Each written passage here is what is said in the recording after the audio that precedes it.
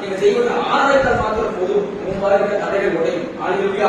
ஆமென். பவுல் சீலாவும் தெய்வத்தை ஆராய்த்தாங்க. ஆமென். அவர் கட்டப்பட்ட சூழ்நிலை, அடிவாங்கின சூழ்நிலை, சிறைச்சாலையில் இருக்க சூழ்நிலை, அவங்க மேல நாளைக்கு அவங்க என்ன நடக்கும் தெரியாது. அந்த சூழ்நிலையும் அவங்க செய்த ஒரு காரியம் தெய்வத்தை ஆராய்த்தார்கள். ஹalleluya. ஆமென். அவங்க அப்படியே சோமல உட்காரல, அடிக்காயமே நம்ம தவறு செய்ய நம்ம அடிச்சுட்டு உட்காரல, அவங்க சந்தோஷமா தெய்வத்தை ஆராய்த்தாங்க. ஆமென். கையில் காணி கட்டப்பட்டதுதான், ஆனா தெய்வத்தை ஆராய்த்தாங்க.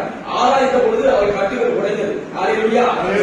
கதவுகள் உடைந்தது. ஆமென். ஹalleluya. இந்த மத்தியான வேளையில் தெய்வத்தை ஆராய்வதற்கு தெய்வ பிள்ளைகளே, நீங்க தெய்வத்தை முழு கருத்தோடு ஆராய்ந்தீங்கன்னா, ஆமென், கரங்களை தட்டி உங்களோட சத்தத்தை உயர்த்தி தெய்வத்தை ஆராய்ந்தீங்கன்னா உங்களோட கட்டப்பட்ட எல்லா கட்டுகள் உடையும். ஆமென். ஹalleluya. ஆமென். யாரும் வர வேண்டாம், யாரும் வாசல் ஜெபிக்க வேண்டாம். நீங்க தெய்வத்தை ஆராய்த்தா உங்களோட சூழ்நிலைகள் மாறும். ஹalleluya. உங்களோட கைகள் கால்கள் உங்களோட சரித்திர உங்களோட வாழ்க்கையை கட்டப்பட்ட எல்லா கட்டுகள் உடையும். ஆமென். ஹalleluya. உற்சாகத்தோடு தேவன் ஒவ்வொரு